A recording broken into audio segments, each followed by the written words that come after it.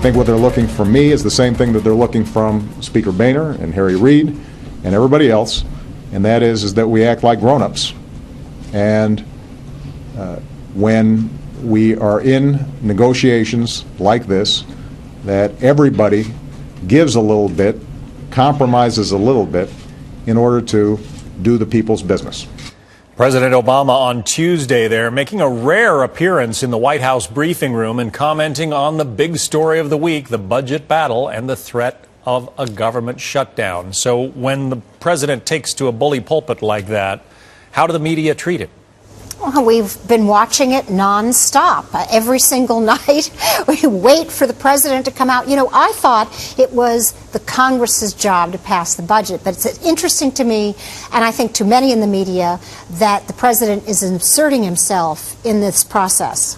What about the way that the media treats the fact that, you know, he's in the press room? He doesn't do that very often, only for big events, obviously. No, he doesn't, and he's been conspicuously absent, as many commentators have pointed out, for the last year on the budget and so on, such that now, as Judy says, he's inserting himself now, but as Dan Baltz of the Washington Post, who I think is a very fair-minded writer and reporter, said, look, the idea, the meme, if you will, to use a word we've used around here before, that the president is sort of a backseat driver in his own administration, that he's content to let others take the lead on Libya and others take the lead on the budget, healthcare.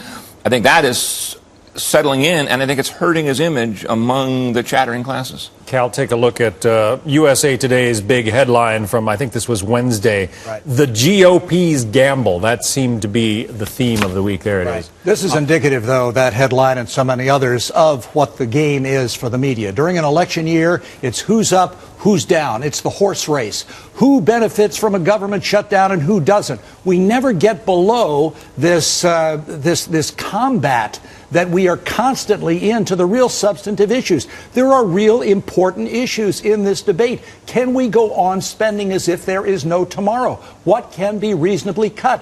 Why do the Democrats get to play the same old template of starving grannies, abandoned children, every time, and the media never call them on it? Jacques, what about the fairness of that headline? Well, I think that this is the first budget since the election of November of 2010. And so Obama's role is front and center in this.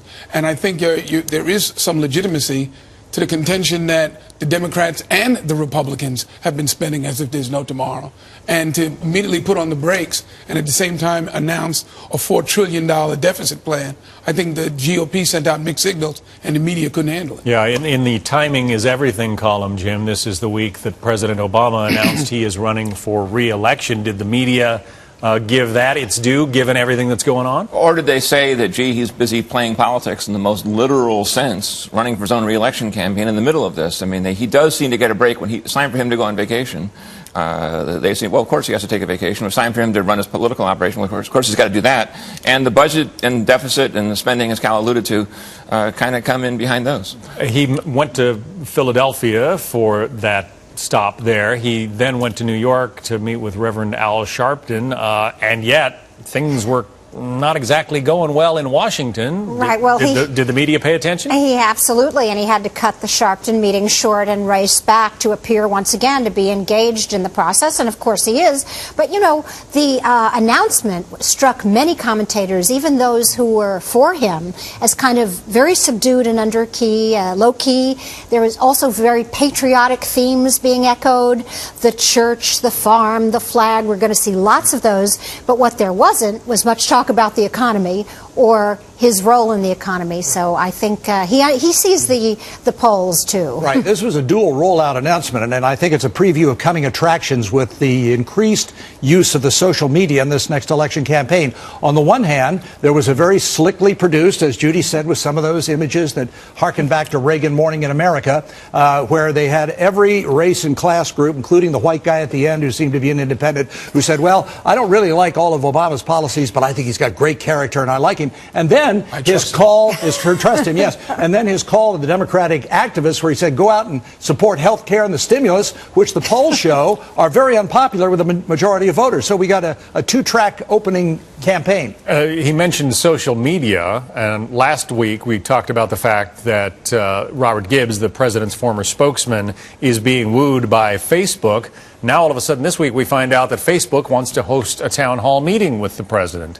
Is there any coincidence there? Well, I'll leave that to the professional speculator. That's a job of professional speculator. That's what I'd like to have. But I think that, the earlier question that you asked about the media's response to this was to go to Donald Trump and listen to him talk all week about a birth certificate. And that's we've been there, done that. And so this inadequate coverage is in many cases what I call rump journalism, folks who won't get off their rump and do some real work.